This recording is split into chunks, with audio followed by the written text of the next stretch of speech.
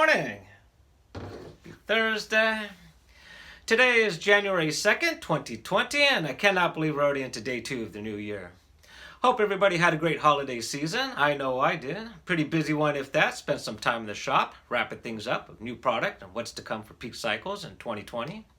Debuted a couple of those items yesterday, one being a new frame or an alternate version of an existing frame. We'll take a look at that here in just a minute. The other being a billet fork. Pretty excited about that. So let's go ahead and get things started and see what's happening with Peak Cycles. Here we have the first billet aluminum fork trees out of Peak Cycles, designed by and exclusive only through Peak Cycles. Featuring these side dips, or what we like to call teeth, that hug your fork tubes, giving off an aggressive yet unique appearance. These will be available as complete forks with the 1.1" steer tube, 1.5" fork tubes with extended dropouts, available in both standard and wide width hub dropout spacing. We will have a complete fork to show you this upcoming week. If you like what you see there and you own a diamond or square tube frame, be sure to keep it here as I will be debuting a square tube billet fork in the weeks to come. Moving on to the T2 or Taildragger Type2 frame, this is basically an alternate version of our existing Taildragger frame with the Rockstar stance. So I moved the head tube down by 4 inches and add 4 degrees to the fork rake and boom, got the Rockstar stance. Go ahead and take a look at a few stills. Here are a few shots that we debuted yesterday. The lower stance and slammed fork option has become quite popular over the years. As mentioned, I had a pretty busy holiday season, spending quite a bit of time in the shop, and while I was working on that frame, I went ahead and let the cameras roll. If you'd like to tune in on that, here we go. By the time I air this video, this frame should be completed. Planning to debut it on New Year's Day. This is basically the Taildragger Type2. The difference being its stance, very much like the Rockstar or my green machine. Have the option of slamming that front fork, an idea I've had for a while. Also had quite a few people chime in, suggesting the same. So far I have the triangle done. Everything all coped. Getting ready to tack weld. Got the hole saw done for the C-tube there. I'm just getting this day started.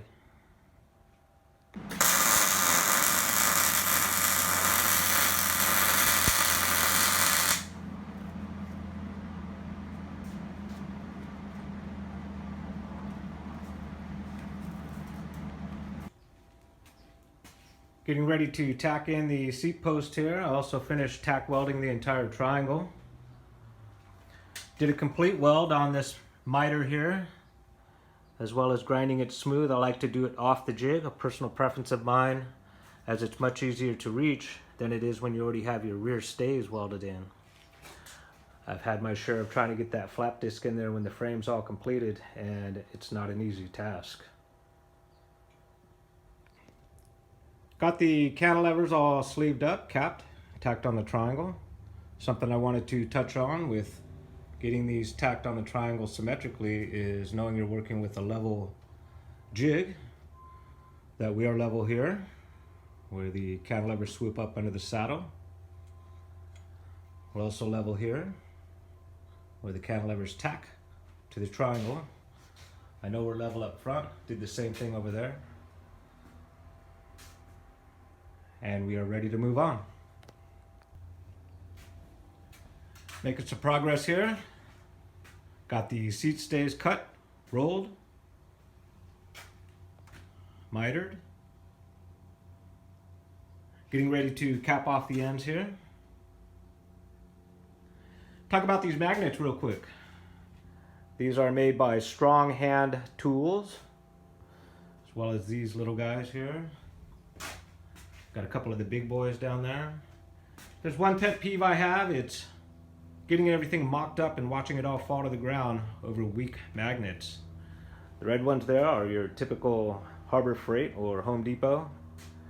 These Strong Hand tool magnets are the best on the market, in my opinion.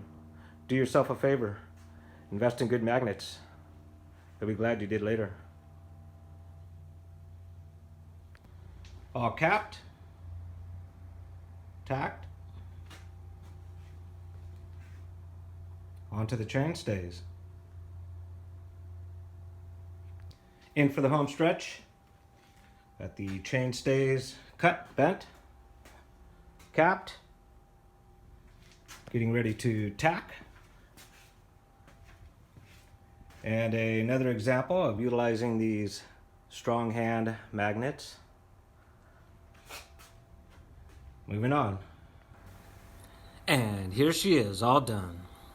Well, tacked anyway. Still got to weld her up, but I'm really looking forward to seeing this on the ground. Some people prefer not to pull it off the jig unless it's completely welded up. As for me, I've never had any issues. The tacks hold pretty well. And I like to do a mock-up on the ground before I weld it up and can't go back. So let's go ahead and pull it off, see how she looks. So that's pretty much what I've been up to over the past week while celebrating the holidays. Meanwhile, the T2 is still sitting there mocked up in the shop.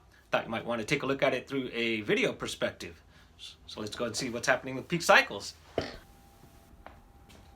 The T2, or Taildragger Type2.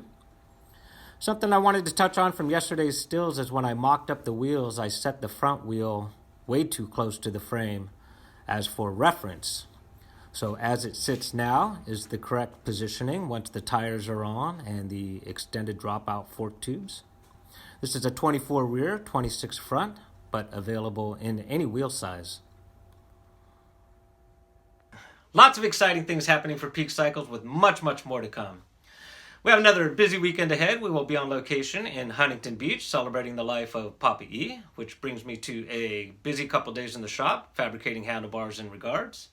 We'll also get back on those Imperial Cycle frames in the upcoming week. Meanwhile, that pretty much wraps it up. Hope you enjoyed today's version of what's happening at Peak Cycles. And until next time, make it a killer day.